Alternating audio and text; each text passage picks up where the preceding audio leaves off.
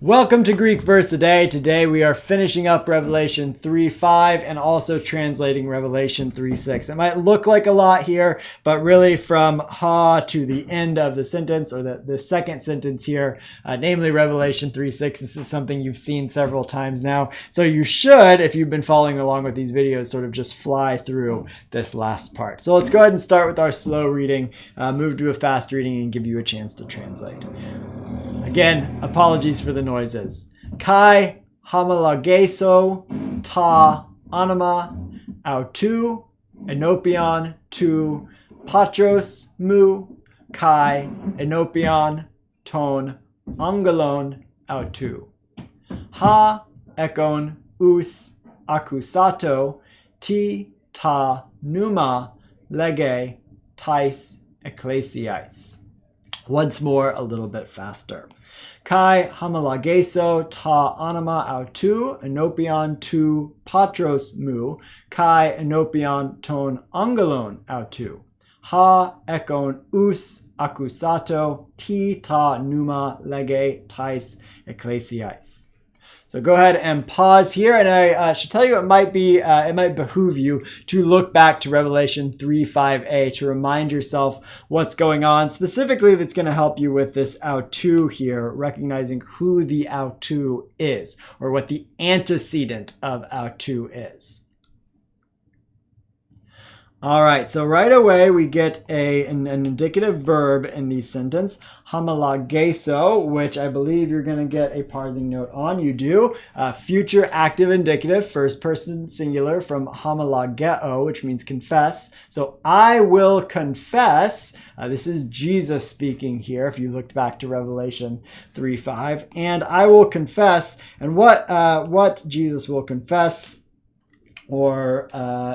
is ta anima autou, is their name, namely the victorious one's name. So the antecedent to autou is going to be ha nikon. Back in Revelation 3:5, which it matches in gender and in number, namely masculine and singular, but not in case, because they are functioning different. Remember, ha nikon was the subject of Revelation 3:5, whereas autou is in the genitive, showing possession, his or their name, his, her, or their name.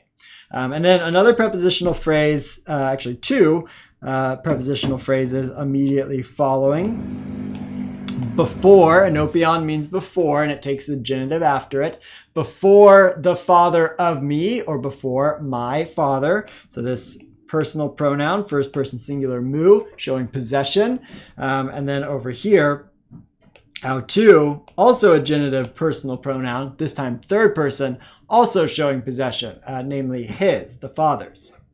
So before my father, and before ton angelon autou, and his angels. So to put this part back together, because we're just going to fly through this last sentence there, because we've seen it so many times. We have, and I will confess his name before my Father and before his angels. And our last part here, this repeated phrase that comes at the end of these proclamations from Jesus to each church. The one having is going to be our participle. That's the subject, and what they have is ears. So really we'd say this whole participial phrase, ha ekon us, the one having ears, is the subject.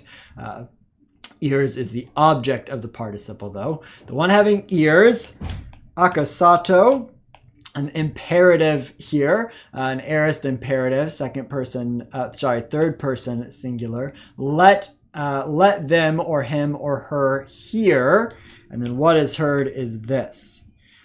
Ti ta pneuma lege tais ecclesiais.